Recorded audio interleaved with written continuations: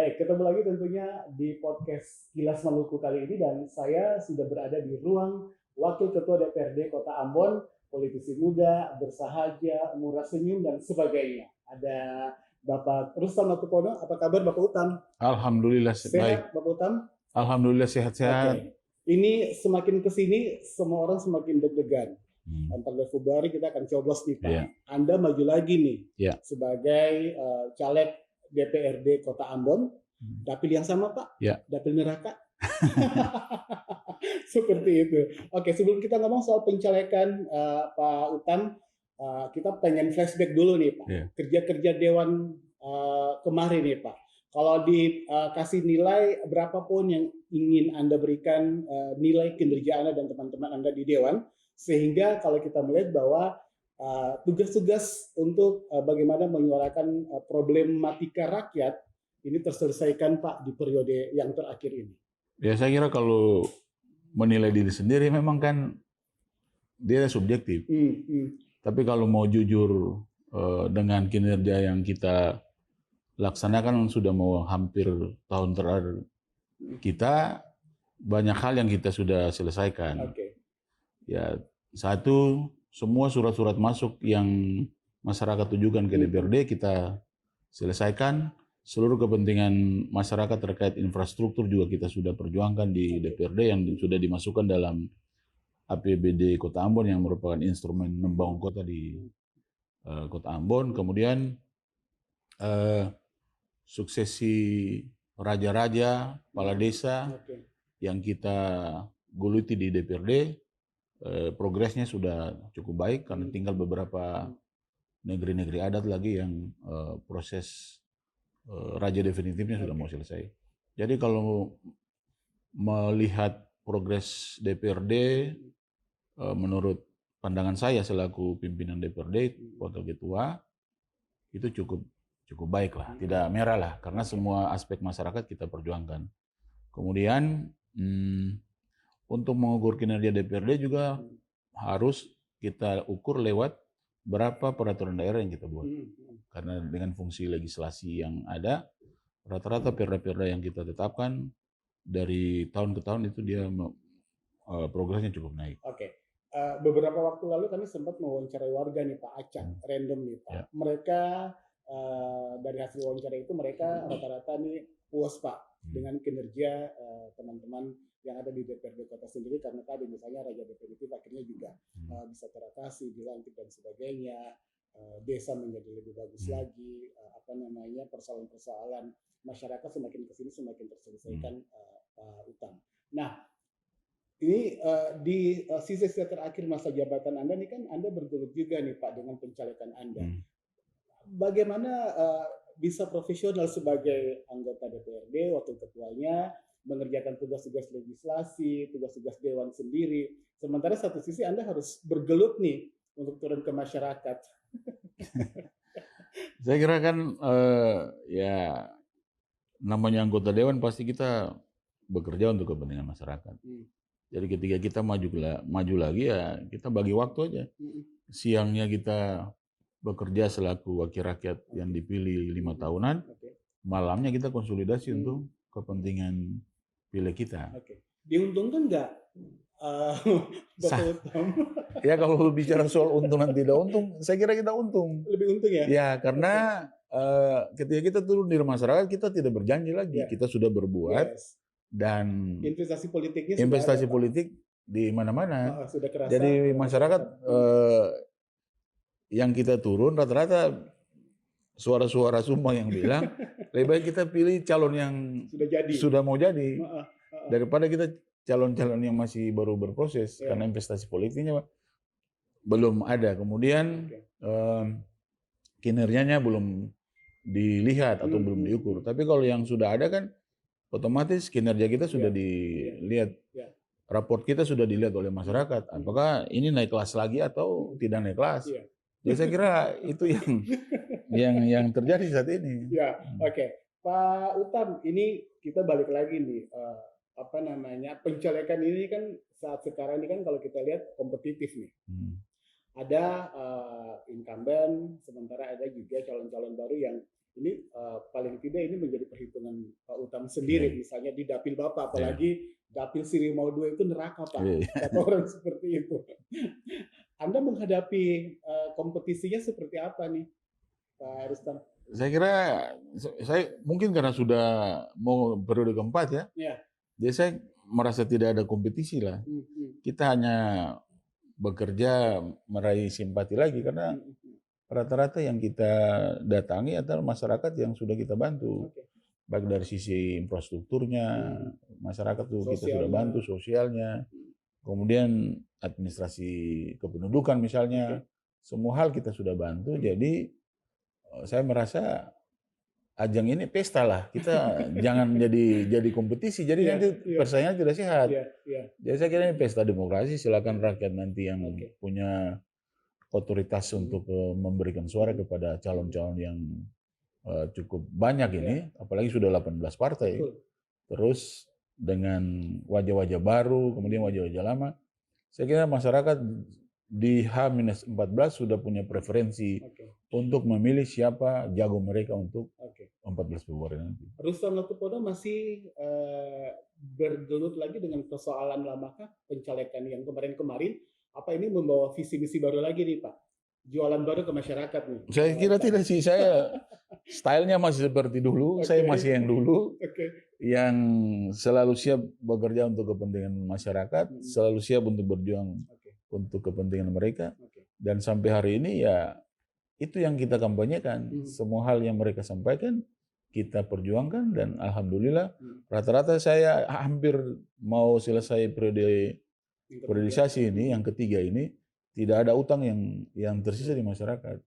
Jadi ini menjadi sebuah modal politik bagi saya maju lagi ke keempat, dan tidak menuli yang maha kuasa, insya Allah dengan kinerja yang ada, saya sangat yakin saya akan dipilih lagi. Tertarik Pak, tadi Bapak menyinggung soal kependudukan sendiri. KPU sebagai penyelenggara pemilu ini juga melihat persoalan kependudukan dalam hal ini adalah para pemilih disabilitas Pak, seperti itu. Bagaimana Anda bisa mengcreate pemilih disabilitas nih Pak, agar mereka juga memang benar-benar terakomodir, hak pilihnya dijamin dan sebagainya, dan itu fair Pak bagi mereka? Saya kira memang jumlah mereka kan tidak terlalu signifikan lah di dapil kita. Cuman kita menghimbau kepada penyelenggara agar pada saat pemilihan nanti, maksudnya fasilitas-fasilitas untuk mereka bisa diperhatikan, disediakan. Misalnya tempat duduk, kemudian mereka akses terus prioritas mereka didahulukan lah, karena dengan keterbatasan yang ada, minimal mereka menjadi prioritas utama pemilih yang akan mencoblos. Pak Utang, ini saya mau korek-korek lagi nih soal tugas-tugas Anda di Dewan sebelum kita lanjut lagi soal pencalekan Anda. Complicated Pak, problem pasar itu sendiri Pak. Bagaimana Anda melihat persoalan pasar saat ini Pak? Kalau kita melihat ini belum ada dudukannya yang tepat nih sebenarnya. Kota maupun provinsi ini ibaratnya saling adu nih Pak, untuk bagaimana menyelesaikan persoalan pasar modern Pak yang ada di. Saya kira ini konflik kepentingan sebenarnya. Kalau kita dudukan soal tanggung jawab pasar, itu sesuai aturan tanggung jawab pasar itu ada di pemerintah kabupaten kota. Kan lucu juga kita kadang-kadang berpikir seperti ini. Ketika pasar Mardika itu belum dibangun baru, tidak ada campur tangan pemerintah provinsi pun dalam proses pengolahannya. Tapi ketika hari ini gedungnya kita perjuangkan lalu sudah selesai lalu baru, ini problemnya timbul lagi. Pemerintah provinsi mau mengambil alih pengolahannya. Ini yang problem. Sehingga sampai dengan hari ini problem pedagang di pasar Mardika tidak tuntas. Karena yang pertama ketika memverifikasi kan pemerintah kota yang lebih tahu siapa yang pedagang mereka kan, yang menduduki awalnya seperti apa. Kan kita sudah wanti-wanti, tolong diverifikasi benar pedagang-pedagang yang dulunya berdagang di situ, mereka yang diprioritaskan. Nanti setelah diterisi semua ya sisanya silakan yang mau menduduki gedung itu silakan. Tapi sampai saat ini kan problemnya terjadi ketika kita verifikasi, kita masuk ke provinsi punya datanya juga ada. Ini kan akhirnya sampai dengan saat ini banyak pedagang-pedagang yang dulunya berdagang di situ tidak punya tempat. Nah, dan kita minta kepada pemerintah kota, dalam hal ini Dinas Perindak, untuk mendata lagi mereka. Kalau mereka tidak punya tempat, alternatif ya kita harus minimal pasar apung itu difungsikan lagi. Artinya ini sudah masuk ke ranah kepentingan orang per orang ya Pak? Tidak seperti Atau itu juga sih. kepentingan politik bermain di dalamnya Pak? Jadi memang yang namanya pasar itu ruwet, banyak kepentingan yang bermain di sana. Tetapi kalau kita dudukan kewenangan, maka barang-barangnya bisa selesai. Kan dulu kewenangan pasar itu di pemerintah kota. Dia punya parkirnya, dia punya sampah, dia punya segala penataan pasar, itu pemerintah kota yang mengelola. Tapi kalau hari ini pemerintah provinsi mau take over kewenangan itu jadi pasti jadi problem. Karena pemerintah provinsi belum punya jam terbang lah soal mengelola pasar ini. Pemerintah kota punya sumber daya manusia yang sudah berpuluh-puluh tahun mereka mengelola pasar.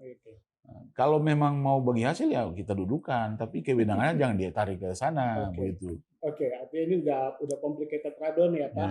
Mau kepentingan orang per orang, politik dan sebagainya ada di dalamnya. Baik Pak Utam, kita lompat lagi nih. Soal pencalekan Anda ini menarik Pak. Orang bilang Rustam Matupono udah 3 periode. Masih mau lagi Pak. Sebenarnya yang membuat Anda itu mau maju lagi itu apa sebenarnya? 3 periode, 15 tahun, kita bersama-sama masyarakat, ini kepuasan tersendiri. Ketika kita perjuangkan kepentingan mereka, lalu dia itu kepuasan tersendiri selaku seorang politisi. Saat ini sebenarnya ini kepentingan partai politik juga, kepentingan kursi. Ketika Rustam Matupono tidak maju dari dapil Sirima II dari Partai Gerindra, partai tidak mungkin punya kursi. Karena kita punya basis yang mengakar yang sudah dirawat hampir 15 tahun. Jadi ini yang satu yang mendorong. Karena kerja politik ini kerja pahala sebenarnya. Karena kita membantu banyak orang. Itu satu. Artinya kita jangan berharap banyak Pak. Lalu kalau yang kedua ini kepentingan politik partai. Jadi partai mendorong saya untuk harus tetap maju di dapil neraka ini. Artinya karena Anda kader potensial, sayang juga Pak kalau tiba-tiba Anda lepas ya dari itu dapil Anda, dari pencalonan Anda. Baik, Pak Utam, Anda kita tahu background-nya adalah seorang ayah yang swasta, pengusaha, ibu pegawai negeri, mengajarkan hal-hal soal kebaikan itu sendiri. Bagi Anda, kebaikan itu masih adakah saat ini Bapak? Pada saat melakukan tugas-tugas sebagai anggota DPRD Kota, sebagai pelayan masyarakat, di politik sendiri, Pak. Saya kira Maksudnya memang kebaikan itu masih ada, Pak? Saya kira di politik itu tergantung masing-masing orang kan. Tidak. Politik itu dia baik ketika orang itu berlaku baik. Politik itu dia jahat ketika perilaku politik itu dia tidak baik. Jadi ada hal prinsip yang ditanamkan oleh kedua orang tua saya. Ketika kita berbuat baik, kebaikan itu akan kembali kepada kita. Jadi investasi ini yang saya selalu tanamkan, siapa saja kita berbuat baik. Dia mau kembalikan yang tidak baik ke kita, nggak ada masalah. Tapi harus yakin ketika kita menanam kebaikan, pasti kita akan menuai kebaikan. Itu yang menjadi sampai dengan hari ini. Ya. Bikin baik, dapat baik, bikin baik, dapat baik. Jadi di obrolan kita di kali ini udah jelas, Rustam Matupono mau itu karena apa, terus juga di 3 periode jawabannya udah disebutkan di sini. Dan terakhir nih Pak, Pak Rustam menggambarkan seorang Rustam Matupono itu sekarang seperti apa Pak?